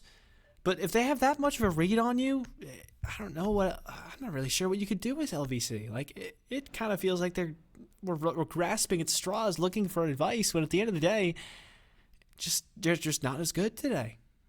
Like you were saying, Kennesaw State have a perfect read onto Lebanon Valley. It might come down just to gunfights, like I was saying earlier, like you were saying just then, but it also might come down to info. You see the pick out of Kennesaw State, every single round they have this Valkyrie, and every single time we look at a member of Kennesaw State in a 1vx, or even just in any gunfight, there's a yellow ping. And there's a member directly on top of the yellow ping. And for Lebanon Valley, in that last round, with like 30 seconds into the round, 4 of those drones were already shot. The info game difference between these two teams is just so immense, especially with Kennesaw using Valkyrie to her fullest ability. 10 seconds remaining. Really have been. Like, you saw it in that 1v2. Just yellow pings on literally everybody all the time. Attacker's objective is to defuse a bomb. Yeah, I don't even know how you could have feasibly that much intel on everybody across the map. And Vonzen has no intel on this spawn peak, but he's still going for it anyways, because they're just feeling good at this point. Only one player who's negative, it's Satera. He's been picking up more of a supportive role, played a lot of hard breach last map, has been picking up the Valkyrie, and those cams have been doing the most work of pretty much everybody in the lobby combined, because it's so hard to lose these gunfights because everybody knows where to expect them. However, he himself has been caught in a weird spot, and Reliable, in this case, is living up to his name when it comes to being reliable for getting that first pick. Plexios in a bit of a firefight as well, but a good start for Lebanon Valley. But what have we been saying? The one thing they can do well is get good starts. Can they finally make this a good continuation? A good start, but also fantastic pre-plays for Lebanon Valley early. Just what I was talking about, the info game for them. And then immediately after the timeout, they have a pre-placed on top east. They have a pre-placed holding down the positions that they absolutely need to take. Sotera now below doesn't have a C4 to play off of, and they've taken a good amount of space, but the yellow ping's still coming through for Kennesaw. Shots coming through the wall, and members outside. They're not going to be able to get any damage, and Plexio is able to get immediate headshot damage onto Mindheiden of 5v3. Fonzen is healed back up to full HP, but it's still a hard man advantage to fight back from. One immediately crosses directly in front of him, but as all the walls disappear around him, gunfights go towards Kennesaw State. 3-on-3, and a jump through comes through, and immediately things just swing back around. How on earth has it all fallen apart? Lebanon Valley have no measure in place, zero preventative measure from anyone just walking forward and shooting everyone. There's nothing to prevent everybody from walking up the hallway except for their own sight lines maybe being trained in the right position. But that's not that big of a threat, because Kennesaw State won 10 rounds in a row winning gunfights against the people holding those sight lines. So there's not that big of a threat to Vonzen just pushing forward. He knows his team's not in a great spot. They're giving up control. He can feel the control of this round slipping away from them. So it requires a drastic measure, and he activates at the perfect time. I love that individual play from Vonzen, and that's exactly what Lebanon Valley have been struggling with, is dealing with any kind of timed aggression from Kennesaw. And Kennesaw have been doing great to time their aggression incredibly well, not getting over-aggressive and giving picks away, but they're timing it perfectly towards the middle of the round. Early, maybe they're a little aggressive. You know, they've given up a couple too many early picks to Plexio. But late in the round, they know just when to strike, and it is never expected by Lebanon. I would have liked to have said that it was just an info game difference. I would have liked to just chalk it up to a single pick of the Valkyrie and to the yellow cams that have come through, but after the past 11 rounds, I'm finally willing to give in. I think you're right. I think Kennesaw are just having that much better of a day. 11 rounds in a row. Both halves now on their least favored side. Kennesaw look to close this out in a completely flawless half. They still have 2 rounds to go, but with the rate they've been going, with an attack, a quick attack. You saw my the gosh. Ying earlier that got swapped off of, but now it gets picked into and an no. immediate shutdown for Kennesaw State. The pick that you wanted to see, the pick that I wanted to see, is now dead on the ground. Utility not able to be used effectively, and Reliable and Senate, the last two alive, are shut out of sight with no more explosive util to use. Honestly, I'm glad they did that. I think it could have been promising. You probably need to melee as the blitz, be aware of the bathroom hatch, and whoever else died elsewhere, just, I'm not sure, we didn't see that part. But it's what they needed to try. They had gone way too many lost rounds in a row without trying something really crazy and hoping that it wouldn't be expected. In this case, it's not even that it was expected, but they had something in place to be prepared for it. They had, you know, The clash is outside. people. Yeah, the Clash is really ready. They had the Clash is outside. Taking the Don't fight worry to about him. that. Yeah, taking the getting aggressive, giving the intel over to his teammates. I like this aggression that we see out of Soterra. Look at him get out there, get active. Get in the faces of Lebanon Valley. Scare them even more than they already are scared. I mean, honestly, they may not be scared. You can call them a lot of things, but I don't know if they're scared, per se. I think they've been doing a good job timing aggression well, and they've been doing a good job fighting in the right positions. They're not worried moving in. Maybe they should be more so, though, because when they do, it normally doesn't go super well. Can he just jump in? There might be a Legion mine, but besides that, Is there nobody Possibly. there? I guess the hatch. Oh, yeah, okay, yeah. Legion mine and an angle. And a Legion. Like the whole Legion. Legion guy mine with and the gun. guy, the dude. And the gun. And the gun. There we go. 12 rounds in a row. We're really just have seen quite a lot of hot streaks tonight. We thought it was going to peak with the 5 rounds in a row to start the night off, no? And then, you know, we saw a 6-1 lead in favor of... I've forgotten. You got it. Kettering. I had to check the website again. But in favor of Kettering, they started off 6-1, and then St. Clair's came back and won 7 rounds in a row. Then they started the next map off 7 rounds in a row. Then 3 in a row for Kettering, and St. Clair's concluded it with a 7th after their 6 rounds in a row to start off with the defensive half. This is 12. This is completely different. We were the easily better team on our own map pick. Then we went to your map pick, and we just did it again.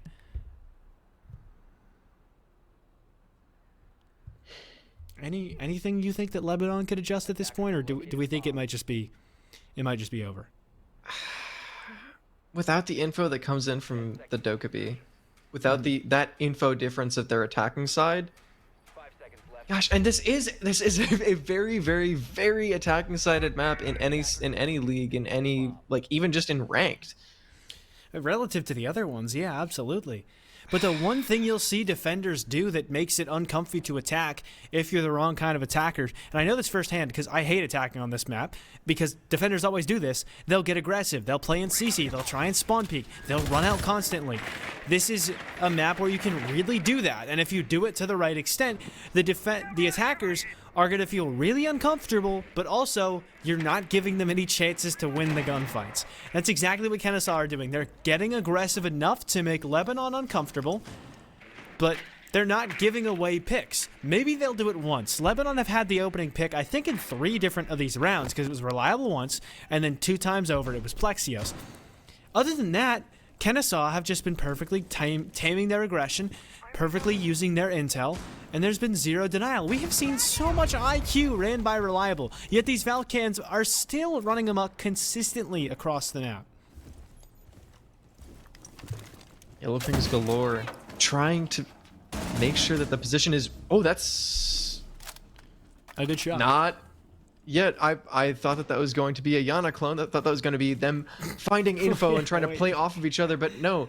As soon as that opened, they went to have Well, a little bit of a 2-1. They've already lost every one of their drones but 3, so they don't really have that much more to, to gather.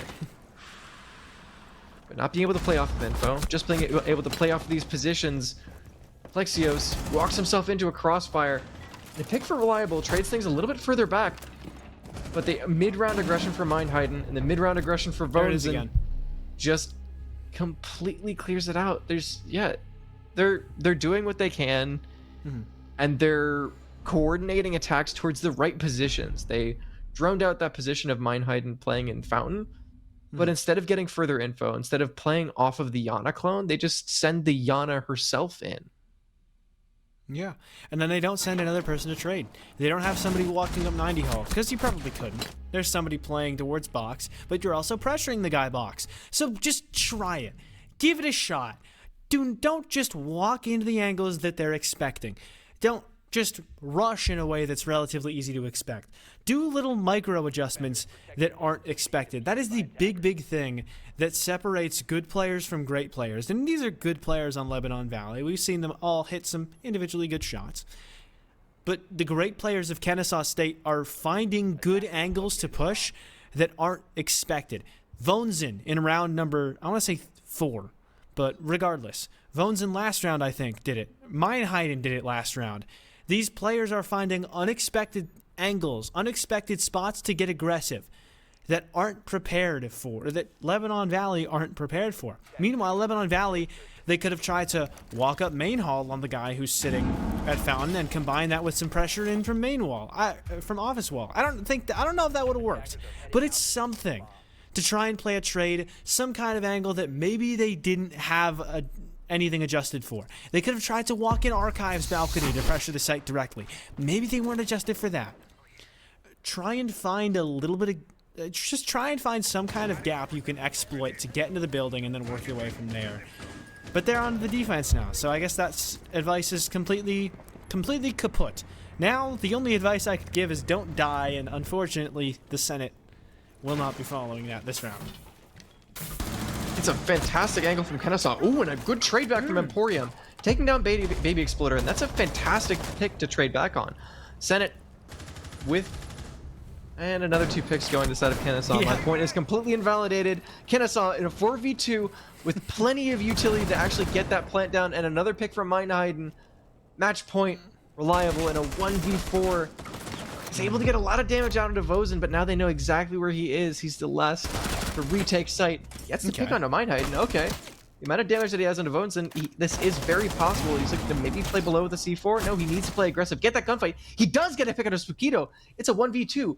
With Vozen as low as he is and a C4 in pocket for reliable, he needs to go below and stop plant, but he might be a little bit too late now. So Tierra getting plant down, has him. and the cross in cover coming in from Vozen cleans up reliable. 7-0, 7-0.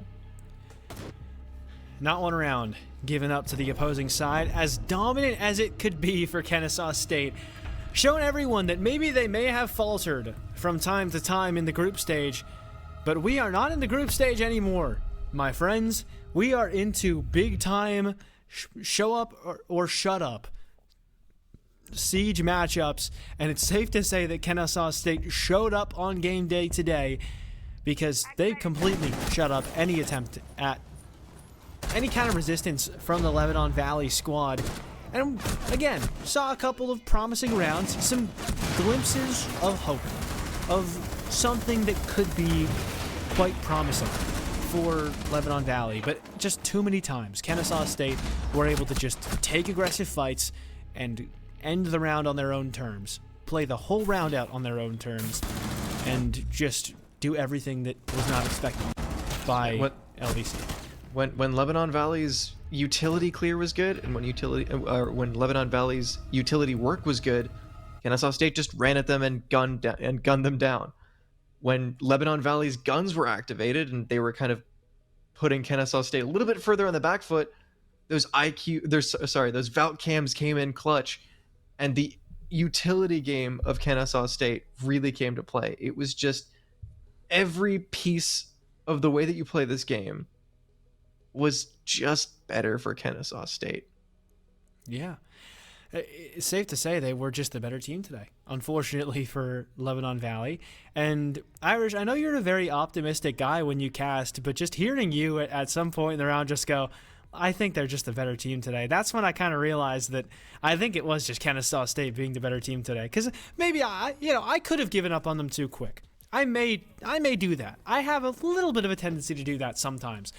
However, when you've watched that much and you're like, okay, I think Kennesaw State are just playing well. You see, Kennesaw State you is just see playing me, you see me in Discord chats watching APAC games. I always have hope. I never have hope. And you know what? They don't win, so it doesn't matter. But regardless, 2-0 win for Kennesaw State. Congratulations to KSU, a dominant performance. And that's one thing I do also want to highlight just a little bit before we go, because KSU looked great today. I feel like a lot of times we were talking about what Lebanon Valley could do differently, because that's a lot easier for us to talk about, what they could do differently. Want to point out that Lebanon Valley are still a solid team. Tried to mention that a couple times, and we could tell that they are very good. You don't get to the playoffs if you're not playing well. But kudos to Kennesaw State. They just completely dominated the game today. There wasn't a chance at Lebanon Valley winning through no fault of Lebanon Valley's own. It's just that KSU were that good. So be proud of yourselves and hooty hoo, my friends, because you've just won a very successful 2-0 and made your way into the top 8, into the quarterfinals of NACE Star League R6.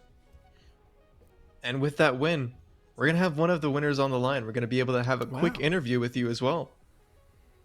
Yeah, we got Meinheiden on board for the interview. And hey, what's up, Meinheiden? How you feeling after a big win like that? Honestly, I don't feel anything. This is just work. We're here to do a job. Exactly. Job's not finished. Job's not finished quite yet. So you guys have made your way into the top 8. So just generally, coming into this, how much time did you guys put into trying to figure out Lebanon Valley as a squad? Did you try and put any direct attention into what their tendencies are, what they like to do, or did you just show up, play your game, and 7-0, 7-0? Truthfully, so we were all at major this weekend because it was in Atlanta, so we were all doing that. We didn't have too much time to scrim, but we had a great warm up. So honestly, that's what I'm going to attribute it to. Yeah. Irish, anything you want to ask? Yeah. Yeah. No. What is the calling structure like? This is kind of like a little bit of an intricate question to kind of like ask for like a collegiate team, but I do want to know, because one of the things that is so evident from watching your team play is how good your info game is. Picking that Valkyrie on every single defensive side. What's the calling structure like, and how do you kind of structure your team as far as who IGLs, who calls, and who actually makes those executes possible? So I would say Yorbo does most for IGLing. Spook is there for shot calling, and then honestly, without them, like, they're the ones who notice flaws in like their offense. Like if they're not droning something correctly, they'll call it out, and then we'll fix it next round. We'll play put a Valkyrie here. They'll sit on it the entire round, and then it's just freelo from there. Yeah, I love to see that too. We could tell there was that 1-1v2 that you won yourself, where you had yellow pings everywhere. It was like your teammates were walling with how much you guys could see them. But just generally, we'll talk about that 1v2. Gas yourself up a little bit. You were looking good out there today. How are you? How did it feel to be Meinheiden frying everyone who came into a scope? Dude, there's nothing like it, especially in collegiate, man. It's just so special, especially with the people that I'm playing with. It's just a very unique team, very like blessed team, I'd say. I don't think I'd get this chance with any other school. So, I'm happy to just be there. Awesome. I love to hear that. And yeah, so I guess we'll also just say expectations going to the next round. How do you feel? Obviously you've got about as much momentum going into top 8 as you possibly could have. How do you feel, regardless of who you play up against? Is there anything you want to tell that team if they already haven't figured out what you guys are like by watching this game? Any kind of warnings you want to give that team that you're going to play up against in the next round? In my opinion, I think we should have been seated lower. I think we're a top 4 team straight up. But honestly, just watch this VOD. You're going to need it. You're going to need it. Well, let's hope that they do, because, as you said, they definitely will need it if you guys play anything like you did today. Congratulations on a big win. Thank you for joining us, Meinheiden, and best of luck in the future weeks of the playoffs. Thank you. And with that, Very nice interview with Meinheid. And the collegiate players, it feels like it's more fun because they're super grateful. Like he said, he's just happy to have this opportunity, and you love to see that. It clearly showed in how he was playing today too. You could tell he was just out there having fun. He was chatting up a little bit after round one. His team didn't even need him, but clearly show that they do. He was one of their big players from today, and generally a huge game overall from Kennesaw State. And yeah, any final comments from you, Irish? They target banned him. They did it. They entry picked him as soon as the game started. They did as much as they possibly could to shut him down, and he still hit a 1v2.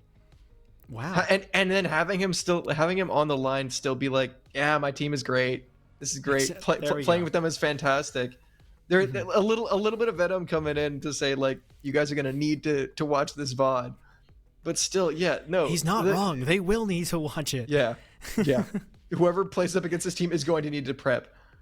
But yeah, no, these plays are just really nice. This is awesome. A very fun experience to Kaz to watch these games and to be able to see the kind of players that might make it further up into tier 2 and up into tier 1 if they continue to play like Kennesaw State has played.